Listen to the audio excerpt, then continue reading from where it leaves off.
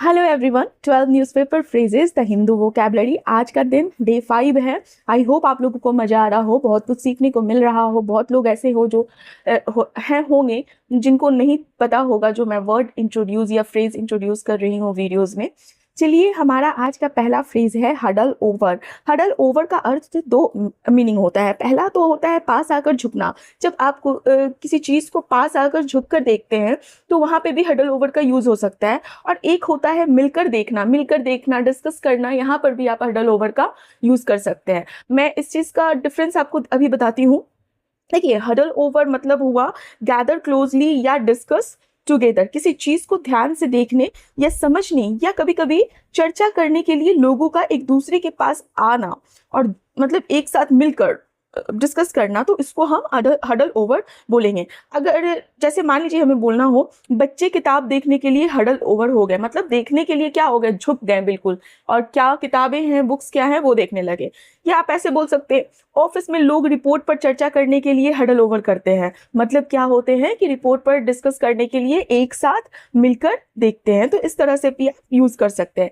Example, Congress in huddle over Kerala CM designate. इसका क्या मतलब हुआ? इसका मतलब हुआ कि केरला के मुख्यमंत्री पद के लिए चुने गए जो व्यक्ति हैं उनको लेकर कांग्रेस जो है गहरी डिस्कशन में है, आपसी विचार विमर्श में है। तो यहाँ पर क्या हो गया, मिलकर झुक कर देखना नहीं हुआ। यहाँ मीनिंग क्या हो गया कि मिलकर चर्चा करना। ठीक है, तो आई होप आप लोगों को समझ में आया हो। हमारा अगला वर्ड है ये अस्ट्यूट। अस्ट्यूट, ठीक है। अस्ट्यूट एक एडजेक्टिव वर्ड है और जिसका अर्थ होता है चतुर व्यक्ति या वैसा व्यक्ति जो सूझबूझ वाला हो, क्लेवर हो and quick in understanding situation, जिसका प्रेजेंस ऑफ माइंड जो बहुत अच्छा हो, तो उसे हम बोलते हैं अस्ट्यूट, क्लेवर एंड क्विक। ठीक है, स्मार्ट होता है, शार्प होता है, वाइज होता है। तो जो व्यक्ति स्थिति को जल्दी समझकर समझदारी से सही निर्णय लेता है तो उसे हम चतुर या सूझबूझ वाला व्यक्ति कहते हैं।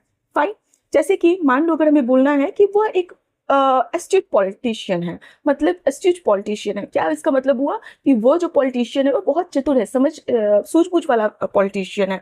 एक एस्ट्यूट व्यापारी जो होता है, एक एस्ट्यूट बिजनेसमैन जो होता है, सही समय पर सही फैसले लेता है। तो हम डेली इस तरह से वर्ड को बीच में डालकर यूज कर सकते हैं और अपने वर्ड का प्रैक्टिस कर सकते हैं। एग्जाम्पल देखते हैं, the minister made an astute decision during the economic crisis.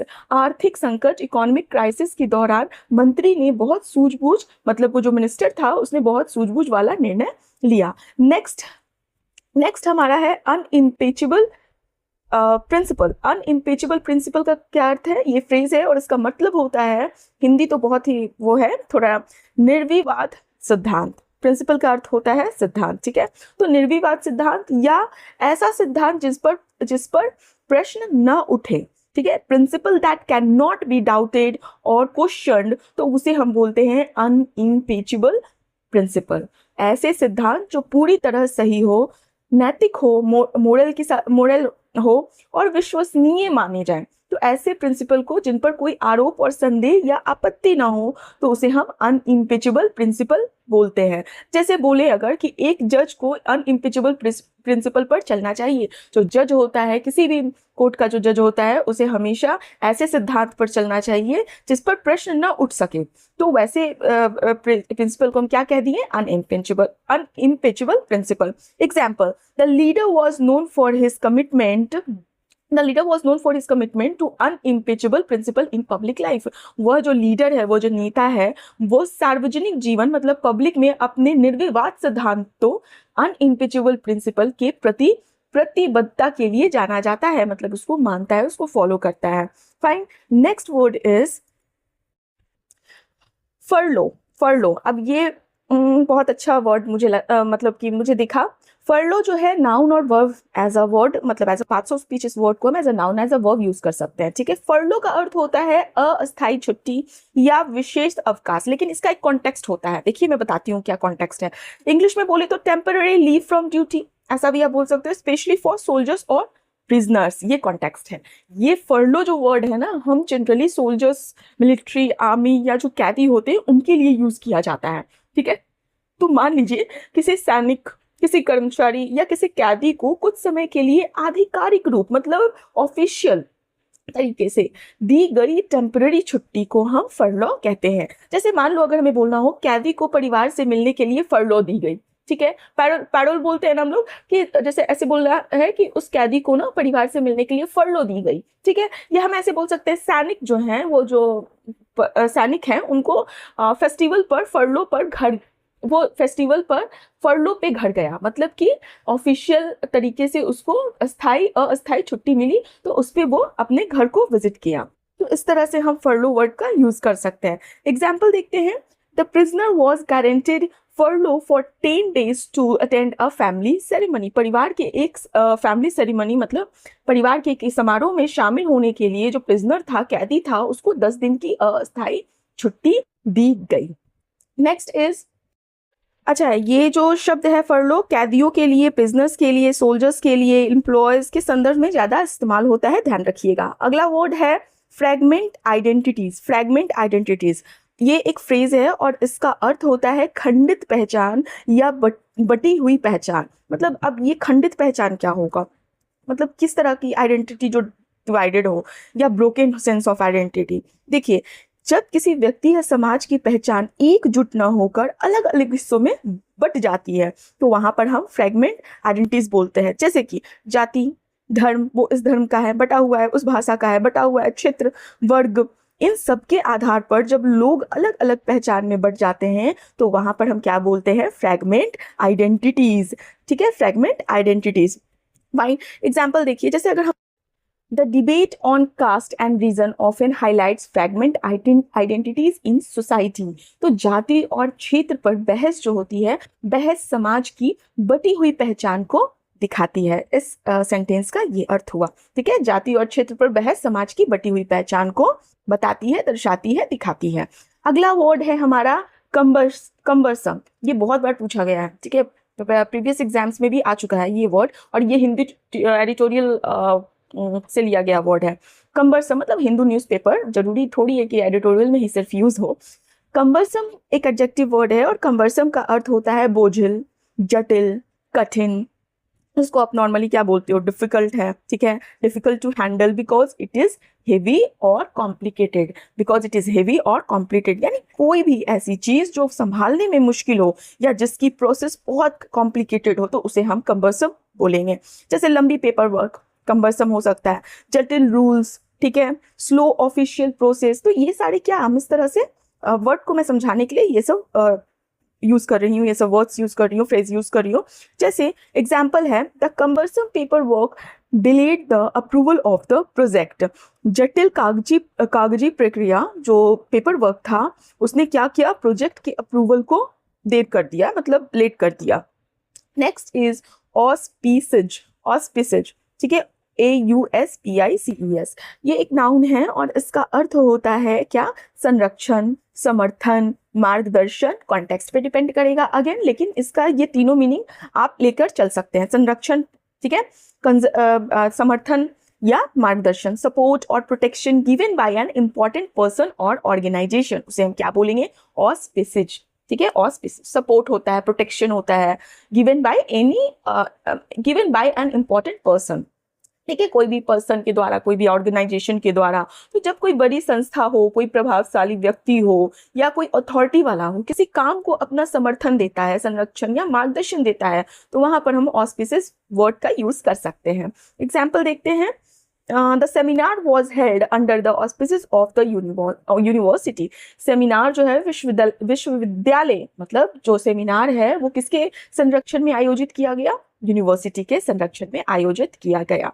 ठीक, ऑस्पिसेस का मतलब होता है संरक्षण वगैरह और अथॉरिटी का सहारा जनरली। ठीक है, किसी इवेंट को जब गवर्नमेंट, यूनिवर्सिटी, ऑर्गेनाइजेशन की सपोर्ट में होती है, तो वहां पर हम इस वर्ड यूज कर सकते हैं। मैंने बहुत समझा दिया है, आपको समझ में भी आ गया होगा। फिर भी अगर कोई दिक्कत है तो प्लीज कमेंट बॉक्स पे कमेंट कीजिएगा। अगला वर्ड है चेयरिनेस। चेयरिनेस का अर्थ होता है, ये नाउन है पहले तो, पार्ट्स ऑफ स्पीच में संज्ञा है, और इसका अर्थ होता है सावधानी, सतर्कता या संकोच। केयरफुल, कॉशन जिसे आप बोलते हो, या कॉशियस एटीट्यूड। ठीक है, जो कॉशियस मतलब सावधानी पूर्वक जो एटीट्यूड होता है। तो जब किसी काम को, किसी व्यक्ति को या किसी निर्णय, डिसीजन के प्रति जब आप बहुत सोच समझकर, सावधानी से, केयरफुल होकर, जल्दी भरोसा न करते हुए आगे बढ़ने की जो चीज़ होती है, एक प्रवृत्ति होती है, उसको हम चेयरीनेस कहते हैं, चेयरनेस बोलते हैं। जैसे आपने सुना होगा ना कि हमेशा जब इन्वेस्ट किया करो, कहीं पे इन्वेस्टमेंट किया करो, तो उस समय चेयरनेस बहुत ज़रूरी होता है। चेयरनेस के साथ किया करो, मतलब सावधानी के साथ, सतर्कता के साथ किया करो। अब यहाँ पे संकोच भी होता है इसका अर्थ, लेकिन ये भी डिपेंड करेगा कॉन्टेक्स्ट पे, ठीक है, कि आप क्या यूज़ कर रहे हैं। जैसे अगर मुझे बोलना हो कि अजनबियों पर भरोसा करने में चेयरनेस अच्छी होती है, क्या होता है कि कभी कभी संकोच जो होता है, या यहाँ पर सतर्कता भी बोल सकते हैं कि अजनबियों पे, स्ट्रेंजर पे भरोसा करने से पहले चेयरनेस अच्छी होती है, ठीक है। तो अगर हम एग्जाम्पल देखें यहाँ का, the investors showed chariness before funding the new startup. निवेशकों मतलब इन्वेस्टर्स, ठीक है, उन्होंने नए स्टार्टअप में पैसा लगाने से पहले काफी सावधानी दिखाई और दिखानी भी चाहिए। फाइन, तो आपको समझ में आया होगा, कॉशियस बिहेवियर एक तरह से होता है ये। अगला वर्ड है कमेंसरेबल। कमेंसरेबल एक एडजेक्टिव है जिसका अर्थ होता है तुलनीय या समानुपाती या अनुरूप। समान अनुपाती मतलब कि एक समान होना चाहिए। जैसे कि मैं आपको सिंपल लैंग्वेज में समझाऊं तो, अगर आप किसी का वेट कर रहे हो और आपको उसको वो करना हो, मतलब उसका डिफरेंस देखना हो, तो आप क्या करोगे? कौन छोटा है या कौन बड़ा है, या कौन ज़्यादा है या कौन कम है, तो ऐसा तो नहीं कर सकते हो ना कि एक को किलो में, ऐसे हाइट ही अगर आप मेज़र कर रहे हो, तो ऐसा तो आप नहीं कर सकते हो कि एक को सेंटीमीटर में देख रहे हो और एक को किलो में देख रहे हो कि कितना किलो है, कितना, इस तरह से तो कभी भी मेजरमेंट नहीं होता है। हमेशा प्रोपोर्शन होना चाहिए, समानुपाती होना चाहिए, अनुरूप होना चाहिए, जो चीज़ तुलना में होना चाहिए, तो उसे आप कमेंसरेबल बोलते हो, ठीक है। तुलनीय, समानुपाती, अनुरूप, able to be compared fairly, equal in value और डिग्री। इक्वल इन वैल्यू और डिग्री ध्यान दीजिएगा। तो जब दो चीज़ों का मूल्य, महत्व, आकार, उनकी मेहनत, किसी की जिम्मेदारी या स्तर के हिसाब से एक दूसरे के अनुरूप हो और उनकी सही तुलना की जा सके, कंपेयर सही से किया जा सके, तब उसे क्या कहते हैं? कमेंसरेबल, ठीक है, कमेंसरेबल कहा जाता है। यानी जो चीज़ जितनी है उसके अनुसार दूसरा परिणाम भी वैसा ही होना चाहिए, तो उसे हम क्या बोलेंगे? कमेंसरेबल। फाइन, एग्जाम्पल देखते हैं। Her salary should be commensurate with her experience या एंड स्किल्स, ठीक है।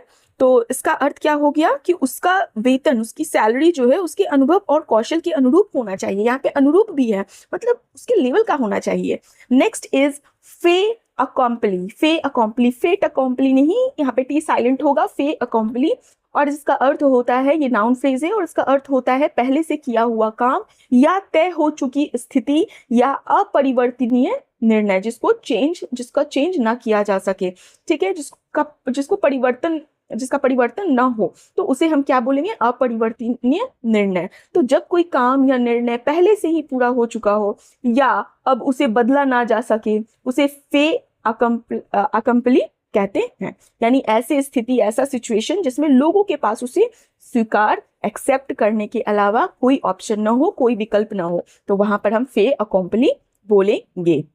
एग्जाम्पल देखते हैं। The merger was presented to employees as a fait accompli. जो कर्मचारियों के सामने, एम्प्लॉयज के सामने, जो विलय को इंग्लिश में बोला जाता है मर्जर। जब दो कंपनियां एक साथ मिल जाती है तो उसे हम विलय कहते हैं, या एक में समा जाती है, बड़ी कंपनी छोटी को अपने अंडर ले लेती है, तो वहां पे विलय बोलते हैं। तो कर्मचारियों के सामने विलय को पहले से तय और पूरा हो चुके निर्णय की तरह प्रस्तुत किया गया, मतलब अब कोई चांस नहीं है कुछ भी चेंज होने का। Next, and this one is last for this video is inebriate word जो है as a verb, as a noun use होगा, जिसका अर्थ होता है नशे में करना या मदहोश करना। शराबी व्यक्ति को बोल सकते हैं। मैंने बोला कि ये नाउन भी है, तो शराबी व्यक्ति को भी आप बोल सकते हो। तो जब किसी व्यक्ति को शराब या किसी नशीली चीज के कारण नशे की सिचुएशन में पहुंचा दिया जाए, तो उसे हम इनेब्रिएट कहेंगे, ठीक है। नाम रूप में इसका अर्थ ऐसा व्यक्ति भी होता है जो अक्सर नशे में रहता है, तो उसे भी हम इनेब्रिएट बोलेंगे, ठीक है। To make drunk, a person habitually drunk, जो हमेशा पीता हो, जो नशे में रहता हो, तो उसे हम इनेब्रिएट बोलेंगे। अत्यधिक ज्यादा शराब किसी व्यक्ति को जल्दी इनेब्रिएट कर सकती है, हम इस तरह से बोल सकते हैं। या ऐसे भी बोल सकते हैं कि पब्लिक प्लेसेस पर इनेब्रिएट सिचुएशन में रहना, इनेब्रिएट अवस्था में रहना कई बार परेशानी का कारण बन सकता है। मतलब पब्लिक प्लेसेस पे आपको अल्कोहल लेकर ज़्यादा नहीं रहना चाहिए, इस तरह से बोल सकते हैं। एग्जाम्पल देखते हैं, the strong drink quickly inebriated him during the party. तेज शराब ने पार्टी के दौरान उसे जल्दी नशे में कर दिया। शराब ने उसे नशे में कर दिया, नशे में ला दिया। तो ये हमारा आज का लास्ट था। सो आई होप आप लोगों को अच्छा लग रहा हो, आप लोग कुछ सीख रहे हो वीडियो से। Thank you for watching.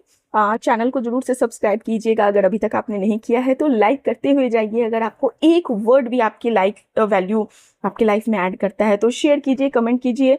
विश्वास कीजिए आपका टाइम वेस्ट नहीं हो रहा है, आप बहुत कुछ सीखिएगा धीरे धीरे। आपको कुछ टाइम बाद पता चलेगा, ये सारी जो चीज़ें होती है ग्रेजुअली पता चलती है, एकदम से नहीं पता चलती है, ठीक है। मैं आपको हिंदी में भी इंग्लिश वर्ड घुसाकर इसलिए बताती हूँ ताकि आप उसको अच्छे से ग्रास्प कर पाओ। Thank you, have a nice day.